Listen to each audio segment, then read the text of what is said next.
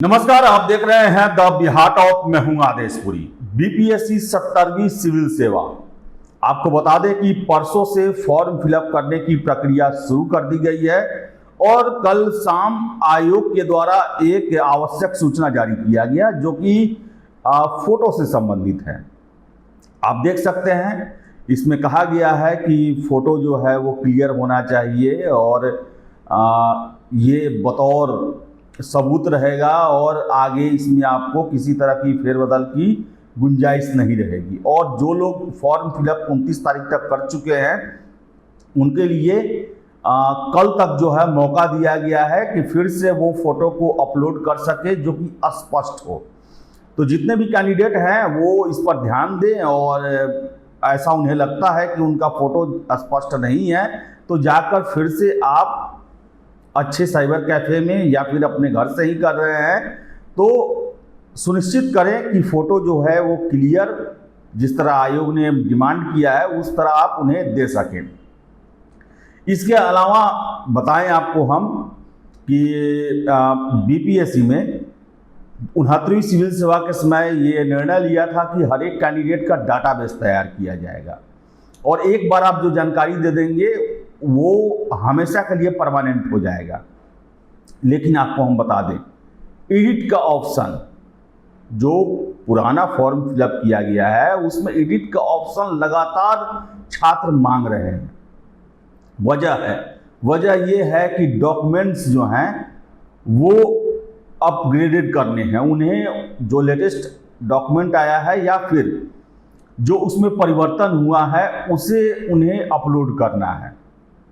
आपको बता दें कि ईडब्ल्यूएस का सर्टिफिकेट कितने छात्रों ने जो है पहले हड़बड़ी में फॉर्म फिलअप किया, नहीं लगाए थे, अब उनके लिए आवश्यक है या फिर वो नया है वो लगाना जरूरी है, क्योंकि बताएं उसमें कि जो आरक्षण मिलता है वो आपके आय के आधार पर मिलता है। तो ऐसे में आय जो है वो हर एक साल या हर एक एग्ज़ाम में उसका अपडेटेड देना होता है कि आखिर अब तक कितना है और उसके बाद जो है ईडब्ल्यूएस हुआ या ओबीसी सर्टिफिकेट रिलीज होता है। ऐसा ही स्थिति जो है ओबीसी के साथ है। जो न्यू एनसीएल है उसको भी अपलोड करना पड़ेगा बीपीएससी के डॉक्यूमेंट्स वाले प्रमाण पत्र वाले फाइल में। इसके साथ साथ बता दें आपको हम कि ताती तत्वा जो हैं उनका भी परिवर्तन हुआ है, क्योंकि अगर 69वीं में वो डाटाबेस में दिए होंगे तो वो एससी में दिए होंगे, जबकि इस साल सुप्रीम कोर्ट ने उन्हें ईबीसी में डाल दिया है, वो भी उन्हें चेंज करना है। बहुत सारे कैंडिडेट ऐसे हैं जिनका हमारे पास फ़ोन आ रहा है कि पहले हम अनमैरिड थे, अब शादी कर लिए, इंटरकास्ट मैरिज किए हैं, कुछ लोग इंटर रिलीजन मैरिज किए हुए हैं और ऐसे में उन्हें जानकारियाँ बदलनी है। बहुत सारे कैंडिडेट ऐसे हैं जिन्होंने पिछली बार कोई फॉर्म में गलती कर दी, उस समय एडिट नहीं हो पाया और अब वो उन्हें है डर है कि कहीं वही चीज़ इस साल भी होगा तो अगर हम परीक्षा में परफॉर्मेंस भी करेंगे तो भी जो है डॉक्यूमेंट्स के आधार पर हमें बाहर कर दिया जा सकता है। तो ये भी छात्र जो हैं लगातार मांग कर रहे हैं कि पिछले साल के डॉक्यूमेंट्स में एडिट का मौका दिया जाए जिसमें हम परिवर्तन कर सकें। ये काफ़ी ज़रूरी है प्रमाण पत्र वाले सेक्शन में और जो मेन फॉर्म है उसमें भी। इसके साथ साथ आपको बता दें कि बहुत सारे कैंडिडेट जो हैं वो मैसेज कर रहे हैं, फ़ोन कर रहे हैं कल से। पूरे उत्तर बिहार में बाढ़ का प्रकोप आया हुआ है, बहुत सारे प्रखंड जो हैं जलमग्न हो गए हैं, आवागमन बाधित हो गया है। फिर से कहें तो प्रखंड या अनुमंडल कार्यालय में जो है केवल इमरजेंसी सेवाएं ही चल रही हैं। ये जाति प्रमाण पत्र क्रीमी लेयर सर्टिफिकेट बनाने का काम ठप हो गया है और छात्र हमें कह रहे हैं कि आयोग से दरख्वास्त किया जाए कि फॉर्म फिलअप करने का समय बढ़ाया जाए और एग्जामिनेशन का डेट भी आगे किया जाए।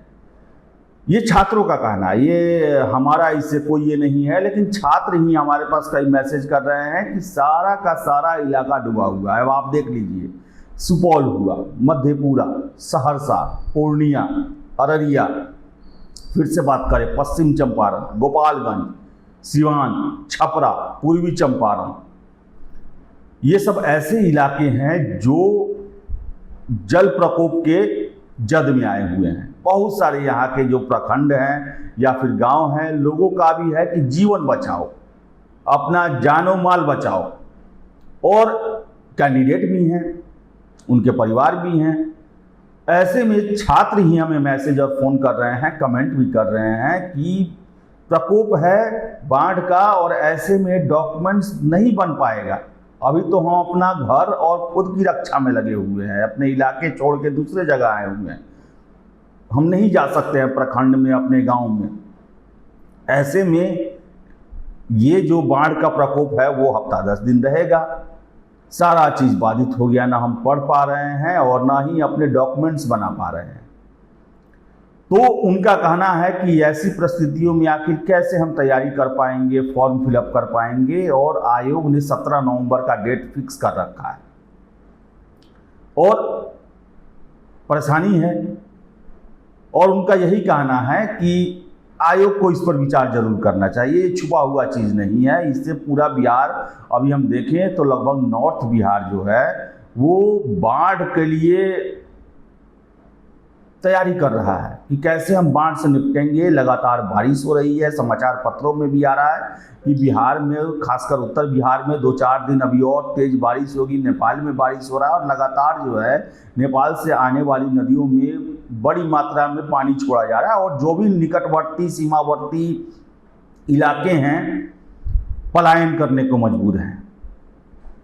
तो छात्रों की गुजारिश है आयोग से, सरकार से कि बीपीएससी 17वीं को लेकर जो है एक तो एडिट का ऑप्शन दिया जाए जिससे वो अपने प्रमाण पत्रों में सुधार कर सके। दूसरा है कि एग्जामिनेशन के फॉर्म भरने के डेट पर भी विचार किया जाए और एग्जामिनेशन डेट पर भी विचार किया जाए, ताकि छात्रों को तैयारी करने का, डॉक्यूमेंट्स बनाने का समय मिल सके।